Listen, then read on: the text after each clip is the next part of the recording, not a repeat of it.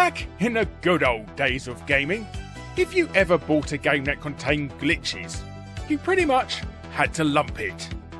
Sure, every now and then they issued a revised copy that you'd need to buy again, or in extremely rare occasions, a recall. But otherwise, if there was a bug, you'd need to work your own way around avoiding it. So nowadays, with the joyous invention of the information superhighway, updates and patches are an instant download away. All your grievances immediately vanquished. However, on rare occasions, a game of this generation is never patched, be it from ignorance, not being financially viable, or just being from a studio headed by Randy Pitchford. It's rare, but it does happen. So, this episode, I take a look at these irritating issues, these maddening malfunctions, and these damnable defects. As I say. But, hello you. I'm Guru Larry, and I welcome you to Fact Hunt. Glitches, modern games, never patched.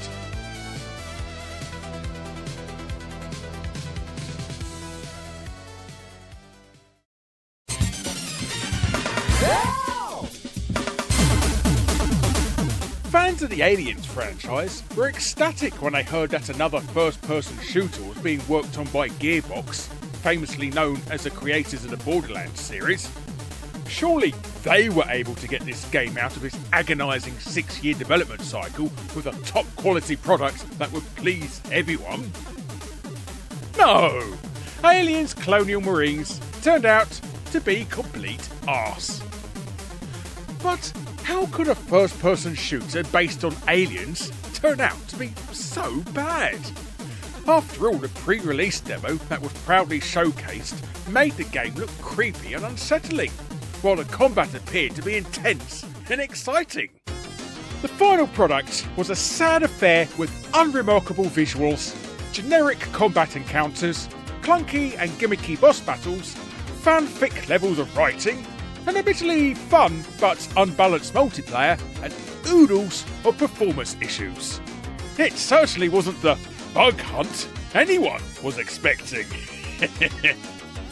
The most remarkable issue of all was in relation to the Xenomorph's AI. In-game they charge at players and tank as many shots as possible before going down. Canonically, they are known for using stealth to sneak up on their victims and utterly ravage them when they least expect it. That's what made them so terrifying. It was the fact they were sneaky and hardy in equal measure. In 2017, a poster on ModDB discovered that there was a coding error in Aliens Colonial Marines. Some silly programmer made a typo in the game's code, which broke the Xenomorph's AI. The line, attached pawn to tether, was supposed to guide the titular aliens to specific areas and paths in order to get the one-up on players. The problem was that it was supposed to say, attach pawn to tether. There is no A in tether, after all. So, with this information, what did Gearbox do? Did they decide to patch it into the game so that people could, perhaps, get even a quantum of enjoyment out of their lambasted tie-in title? Of course not.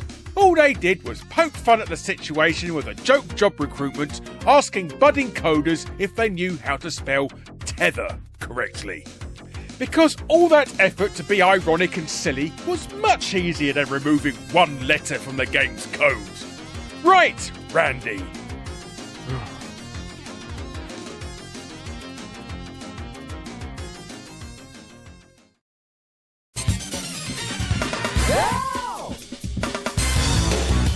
Oh look, another Gearbox title. Who'd have thunk? In 2016, to coincide with the 20th anniversary of the release of 3D Realms' blockbuster hit Duke Nukem 3D, Gearbox pushed out a new port of the game called Duke Nukem 3D 20th Anniversary World Tour. At its core, it retained most of what made Duke Nukem 3D great. 3 chapters plus the official 4th episode, filled with nasty aliens to blast with shotguns, shrink rays and pipe bombs.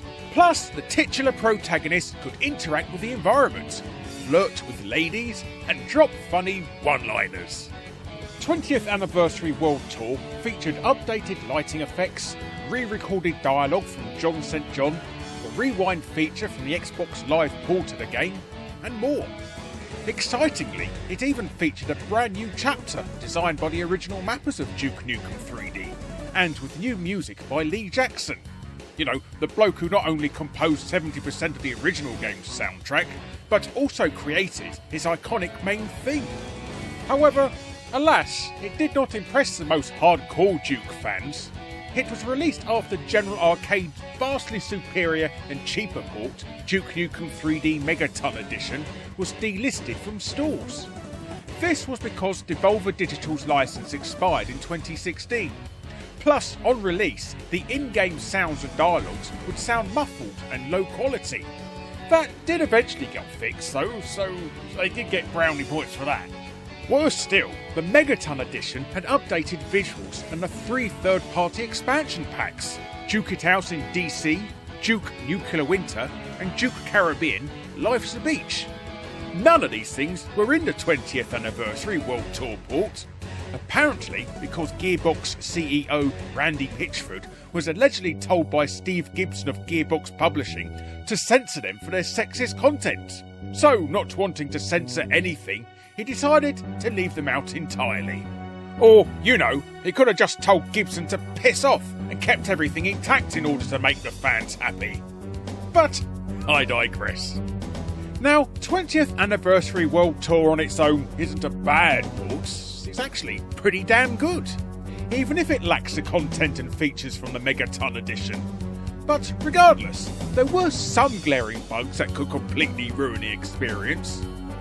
For starters, the final boss in the World Tour chapter, the Cycloid Incinerator, primarily relies on his short-range flamethrower. Though he can create pools of lava to ignite the player, he will always spew fire when he is attacked. Considering the final boss encounter is in a wide, spacious area, he's an absolute chump to fight at long distances or while flying a jetpack, because he can't hit you. It's even possible to make enemies turn invincible. Freezing a shark underwater with the freeze thrower and letting it thaw out to render it unkillable isn't too big of a deal. But if players reduce a boss or mini-boss's health to 0 with the newly implemented Incinerator, they will achieve immortality. This new weapon may be exclusive to the new chapter, but it still has the potential to make certain battles incredibly difficult, or even render the final battle impossible. And to make matters worse, multiplayer mode remains unstable as ever. You might be playing co-op or cracking heads in a Duke match, only for the server to abruptly shut down without any warning or explanation whatsoever. It just stops. Back to the menu you go, Dukey boy. Though Gearbox released a few patches for the game, these glitches, and many other smaller ones, still remain to this day. They weren't even patched for the Switch port, which was released 4 years later. As Duke himself would say, "You guys suck."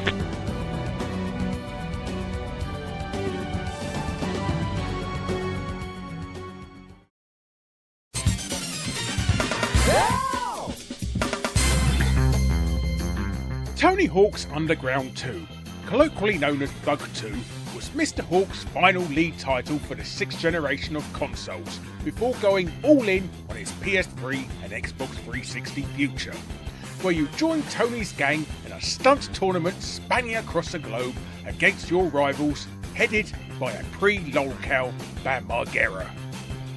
However, despite being the 4th game in the series to sport an online mode, you'd have thought they'd ironed out any potential bugs by now, as the chat function in the game contained a rather insidious bug.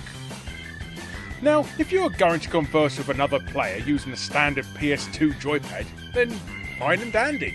The developers, Neversoft, implemented a character limit for the amount of text you could send another player in a single message. However, insert a keyboard into one of the PS2's newfangled USB ports? Well, despite being fully compatible, Neversoft kind of forgot about having a character limit for it, so people could spew off entire diatribes to their fellow internet-dwelling skateboardians. Unfortunately, the PS2 also has incredibly limited memory, so overflowing said memory with a load of random gibberish, such as an endless procession of brackets and chevrons into the chat log, would crash the game. Or rather, someone else's game. So, as soon as trolls got wind of this, they'd be soft-locking other players' games by sending them total nonsense. What's that? Just ignore the messages and you'll be fine? No. You didn't even need to read such text to fall foul of the trolls. Just the fact it went into your inbox could ruin the entire game. Now, being a PS2 title, there probably wasn't much Neversoft could practically do, other than revise the game for a later budget re-release, which they never did. So, with such an unfixable bug, players either jumped to the Xbox or GameCube ports of the game, or just gave up entirely. In fact, the bug was only finally fixed some 9 years later with the creation of the fan-made Thug Pro mod, if that counts as on PC rather than PS2. But in the end, Tony Hawk's Underground 2 wasn't felled by a failed trick, but by a USB keyboard and a flood of malicious brackets. A globe-spanning skate tour derailed by someone spamming a single key, ultimately proving that if the devs can't quite land the trick, the community eventually will.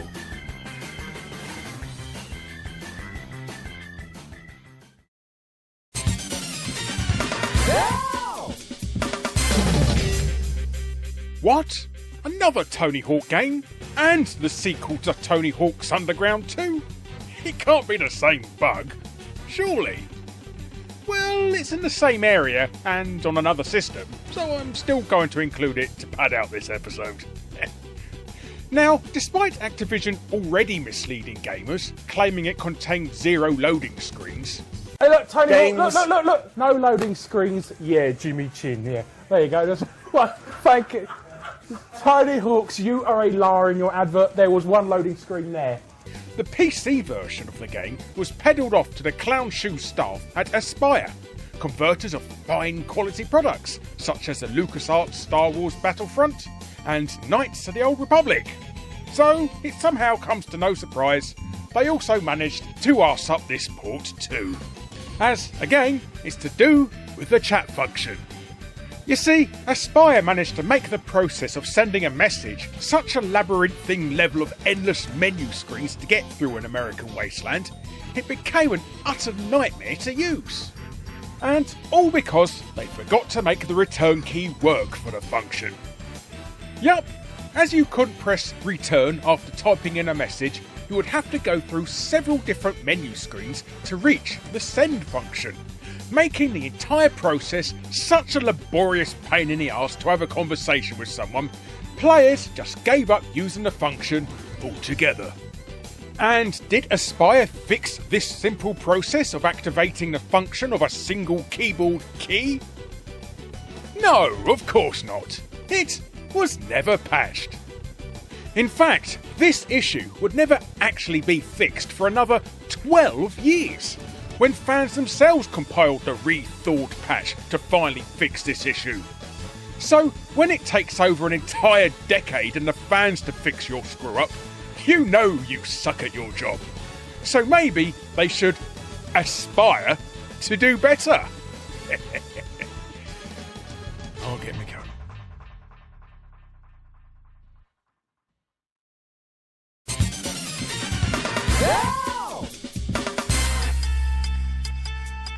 The 2013 reboot of Tomb Raider took the series in a vastly different direction. Lara Croft was no longer the spunky, Toblerone-chested badass that popularised her as a gaming icon. In this gritty adaptation from Crystal Dynamics, Lara had to rely on her athletic skills and raw instincts in hopes of surviving the many baddies and puzzles. Thankfully, there were still tombs to raid, as per tradition. Sort of. It was a ballsy move, But it paid off as it sold millions of copies and was well received. The campaign contained many memorable and exciting moments. But there was one part in particular that really ticked people off. When you first acquire the roper sender, you have to use it to yank a large container attached to a magnet crane towards you. Afterwards, the crane would release its load onto the shipwrecked boat, thereby creating a new path. This was essential for progression. Unfortunately, there was also a 50-50 chance a game-ending glitch would trigger, essentially stopping all advancement and forcing you to restart the game entirely from scratch. What happened here was the game would randomly render two crates inside one another, which, thanks to the physics engine, stopped them from moving once pulled with a roper sender, leaving them floating in mid-air for all eternity. And even after all these years, Crystal Dynamics never bothered fixing it. Shortly after the glitch was discovered, online forums were flooded with confused and befuddled players begging for a workaround. Thankfully, a certain handsome Cleverclogs managed to find a solution. After attempting to pull the crates with the ascender, very slowly walk towards the grating with the exposed rusty pipes underneath, which is where the container would have landed. However, if you tiptoe your way over, you'll drop inside the boat and will be able to continue the level as normal. Sure, it may have been a glitch to solve a glitch, but it's not like the developers were going to do anything about it. Even in modern times, players are still relying on this trick to progress, which is both sad and reassuring to know at the same time. But who was this keen-eyed, unsung hero who helped countless players around the world? We may never know.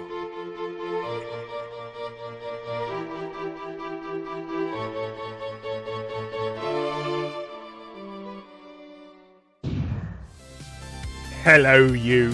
Thanks ever so much for watching. Be sure to subscribe to be first to see future Fact Hunt episodes. Click on the bell if you already are to make sure you're notified, and be sure to check out my other episodes. And if you want to be super awesome, check out my Patreon. But thanks again for watching, and until next time friends, I'm missing you already.